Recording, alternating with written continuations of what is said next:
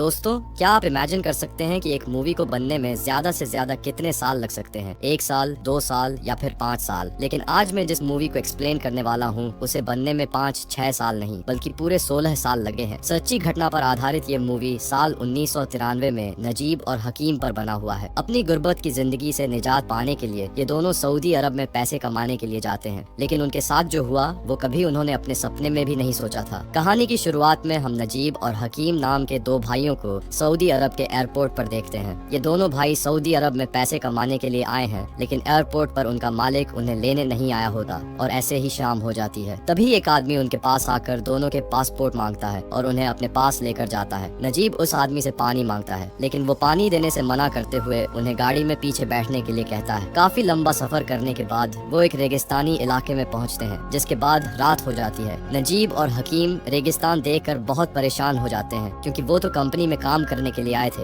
हकीम उन्हें समझाने की कोशिश करता है, क्योंकि वो इंग्लिश और हिंदी लैंग्वेज जानता था और नजीब सिर्फ मलयाली बोल सकता है। लेकिन वो आदमी हकीम को दूसरे अरब शेख को भेज देता है और नजीब को अपने साथ ले जाता है। हकीम कहता है कि हमें अलग मत करो। नजीब उसे काफी रोकने की कोशिश करता है। तब वो आदमी उसे बुरी तरह से मारता है और गाड़ी में बिठाकर अपने साथ ले जाता है। रास्ते में गाड़ी रोककर वो आदमी नजीब को गाड़ी से नीचे उतरने को बोलता है, जहाँ वो नजीब को उसके एक आदमी से मिलवाता है और वहाँ से चला जाता है। अब वो दूसरा आदमी नजीब को सोने के लिए कहता है। नजीब कुछ समझ नहीं पाता और नई कंट्री में खुद को काफी अकेला महसूस करता है। तभी उसकी नजर एक बुजुर्ग आदमी पर जाती है। ये बूढ़ा आदमी हिंदी में बात कर रहा होता है, लेकिन नजीब को हिंदी भी नहीं आती। नजीब इशारे से उस बूढ़े आदमी से पानी मांगता है। वो पानी की टंकी दिखाकर कहता है कि वहाँ जाकर पानी पी लो। दरअसल नजीब ने कई घंटों से पानी नहीं पिया होता। रेगिस्तान में बहुत तेज हवा चल रही होती है। ठंड से नजीब कांप रहा होता है, इसीलिए वो टेंट के अंदर जाकर सो जाता है। तभी टेंट में एक आदमी जो कि सो रहा होता है वो जाग जाता है और वो नजीब को लात मारकर उठाता है और कहता है कि तुम्हारी हिम्मत कैसे हुई टेंट के अंदर मेरे साथ सोने की। वो उसे बाहर जाकर सोने के लिए कहता है। अब नजीब बाहर आकर सो जाता है। सुबह उठकर नजीब देखता है कि वो बूढ़ा आदमी बकरियों का दूध निकाल रहा होता है। वो नजीब को अपने पास बुलाकर दूध देता है और कहता है कि ये दूध मालिक को दे दो। नजीब को लगा कि वो दूध उसे पीने के लिए दे रहा है, इसलिए नजीब उस दूध को पीने लगता है। ये देखकर बूढ़ा आदमी उससे दूध को छीनकर इशारे से बताता है कि ये दूध मालिक को दे दो। नजीब टेंट में जाकर अपने मालिक को दूध देता है। तब उसका मालिक उसे कहता है कि बाहर जाकर बकरियों का दूध निकालना सीखो। नजीब उसके पैरों में गिर जाता है और कहता है कि मैं यहाँ ये सब नहीं करने आया हूँ, मुझे कंपनी में काम करने के लिए जाना है। लेकिन उस आदमी को कुछ भी समझ नहीं आता और वो नजीब को उठाकर टेंट से बाहर फेंक देता है। तभी वहाँ पर वही आदमी आता है जो नजीब को यहाँ पर भेज कर गया था। नजीब उसे अपने डॉक्यूमेंट्स और जिस कंपनी में जाना है उसका नंबर देता है, लेकिन वो आदमी नंबर और डॉक्यूमेंट्स उसी के सामने फाड़ देता है। ये देखने के बाद नजीब रोने लगता है। वो खुद को काफी बेबस महसूस कर रहा होता है। तभी उसका मालिक उसे खाने के लिए बुलाता है। वो उसे एक मोटी रोटी देता है जो कि आधी कच्ची होती है। नजीब काफी भूखा होता है और वो वही रोटी खाने लगता है, लेकिन रोटी कच्ची होने की वजह से वो उसके गले से नीचे नहीं उतर रही होती। तभी वहाँ बैठा उसका मालिक उसे कहता है कि रोटी को पानी में भिगोकर खाओ। इसके बाद रात हो जाती है और बाहर खड़े हुए ट्रक के पीछे जाकर नजीब सो जाता है। अगली सुबह नजीब बाथरूम के लिए जाता है। तभी वहाँ वो आदमी आकर उसका पानी उससे छीन लेता है और कहता है कि पानी बहुत महंगा है। इसके बाद वहाँ पर पानी के टैंकर वाला आता है जो वहाँ की टैंकी को भर रहा होता है। नजीब उस आदमी के पास जाकर उससे मदद मांगता है। वो यहाँ से बाहर निकलने का रास्ता पूछता है। इसी दौरान वो आदमी उसे देख लेता है। वो आदमी नजीब पर बहुत गुस्सा होता है और वो अपनी गन लेकर आता है और नजीब को जान से मारने की धमकी देता है। नजीब को काफी मारने के बाद उसे वहीं छोड़ देता है। रात को नजीब उस बूढ़े आदमी के पास जाकर पूछता है कि तुम्हें यहाँ आए हुए कितना टाइम हुआ है। तब बूढ़ा आदमी कहता है कि एक बार जो यहाँ पर आ जाता है वो वापस नहीं जा सकता।